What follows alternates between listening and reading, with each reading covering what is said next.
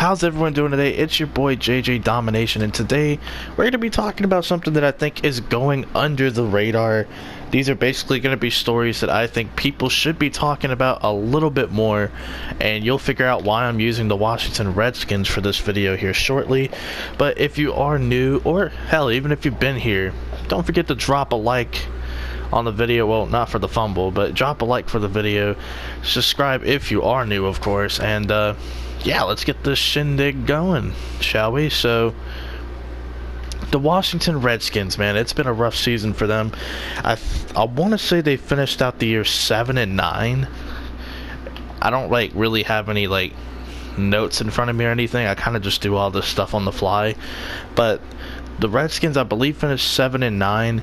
Prior to Alex Smith getting injured, they were a game up on first place in the NFC East. So they looked like they were going to be the favorites, most likely, to win the division. Not saying they would have, but they were in a pretty good position to do so. And then Alex Smith basically broke his leg. It's announced as a broken fibula, but the dude basically broke his leg. I mean, just without even getting medical term on you.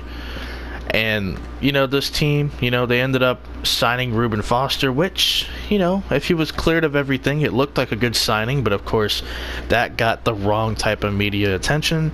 And then DJ Swearinger spoke out against the organization, and he ends up getting released, and the Arizona Cardinals picked him up. And it looks like they are going to sign him to a long-term extension. So they basically lost their starting safety, DJ Swearinger, their starting strong safety. Clinton Dix, who they picked up in a trade with Green Bay. He looks like he may not even come back to the team. But it's not necessarily about the safety position. It's not about Reuben Foster. We're really here just to talk about the quarterback position, because with Alex Smith out, you got to figure out something. It's already been announced that he is not playing in the 2019-2020 season. So now the question is, what do you do with the quarterback position in Washington? And that's what the title of the video is basically going to be. So now we're going to have to figure out exactly what they can do about the quarterback position, what I think they should do about the quarterback position, and ultimately what they'll probably end up doing. So here are basically your options. If you're Washington, this is what you can do. You can trade a late or mid-round pick for a quarterback that is just out there still under contract for at least a season or two. That would be kind of ideal for a short-term fix. You could possibly just settle with whatever's there at pick 15. I'm not too high on the quarterback class, but I think that people are going to trade up to try to find that guy. So maybe if you're able to get a good guy still at pick 15, I think you can just settle with what's there. You can kind of do a combination of both and get yourself a veteran quarterback and a young guy, so that way you have double insurance potentially. Or you could do what probably a few other teams are going to plan on doing, and that's trade up and trade up and try to draft a quarterback early.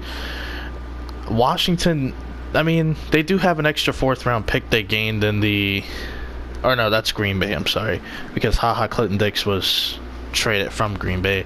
So I don't think they have any extra picks unless they have some sort of compensatory draft pick. But the Redskins, it's going to be tough. It's going to be tough, that's all I'm going to say. You're going to have to give up something if you want a high draft pick to potentially draft a quarterback.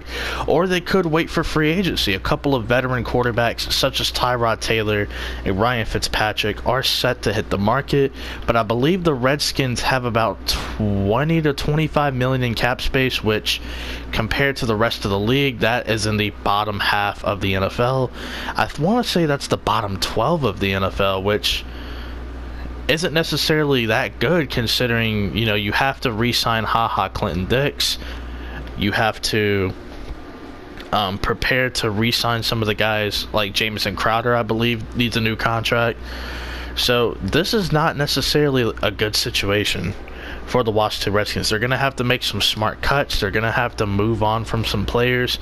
And then also you desperately need offensive line help. And in this draft class, there's a couple of good ones at the top. Free agency, depending on who hits the market, it could be decent, but I'm not really a fan of you know, anything really that's going on with the offensive line. It's not like last year where you had Quentin Nelson and then Will Hernandez, Braden Smith, and I don't know if it's that good or if it's not, because it is what it is. Jonah Williams is the top tackle prospect. Greg Little, he was towards the top, but for whatever reason he just started falling down. Cody Ford, I want to say his name's Cody Ford. Yeah, he's kind of more of like the versatile lineman. Like, you can play him anywhere but center. So I mean, there's a couple of guys you could work with that were pretty damn good in college, but it all really just depends. So if you want to invest in a quarterback or invest in protecting your future quarterback, that's completely up to you.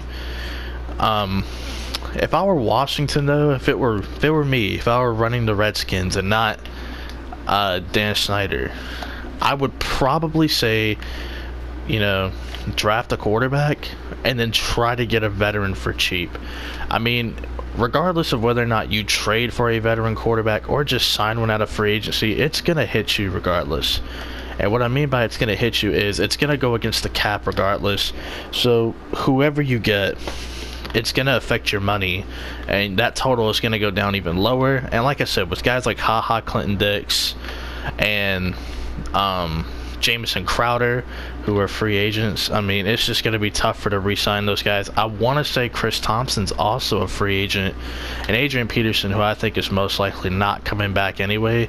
And it's not because he wouldn't want to come back, it's because I think the Redskins are hoping that Darius Geis will be ready to go, because they drafted him in the second round. Should have been a first round talent, but for whatever reason he slid. But yeah, I think they should draft a quarterback. Now, who should they draft?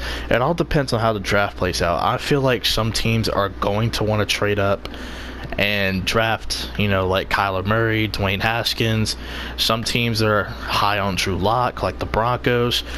Daniel Jones is an interesting prospect from Duke, so I know a lot of people really like him. Will Grier seems to fit more out of all the quarterback prospects with this offense because he is a West Coast style quarterback, and Washington is a West Coast style offense. So in terms of natural fit, Will Grier is probably your option. I definitely think he'll be there at 15 because in my opinion he's probably the 5th best quarterback in this draft, depending on how you look at him, Daniel Jones, and Drew Lock.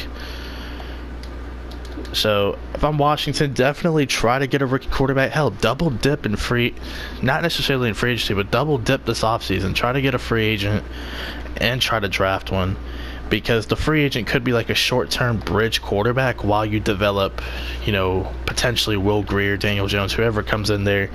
The veteran, I mean, Tyrod Taylor's a free agent. Ryan Fitzpatrick's a free agent. Nick Foles has been in a lot of trade discussions and trade talks, so he could potentially be an option. There's a lot of different ways you can address the position. Hopefully the Washington Redskins just choose wisely. And also Case Keenum, I forgot to bring up Case Keenum.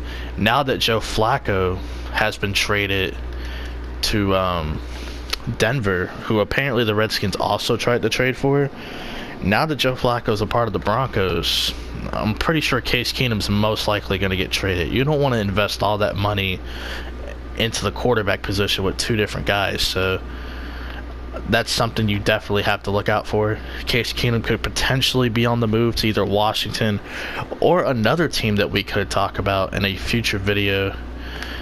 And like I'm saying, I'm not going to do big topics. I'm going to do smaller topics like this that I think are going under the radar. But comment down below what you would do if you were the Washington Redskins. Would you draft a quarterback? Would you get a short-term free agent fix? Would you do a combination of the two? Or would you just say, screw it, we'll figure it out in 2020? Let me know down below. If you are new, like I said, don't forget to like and subscribe. If you've been here, like the video. And yeah, that's basically it. Peace out.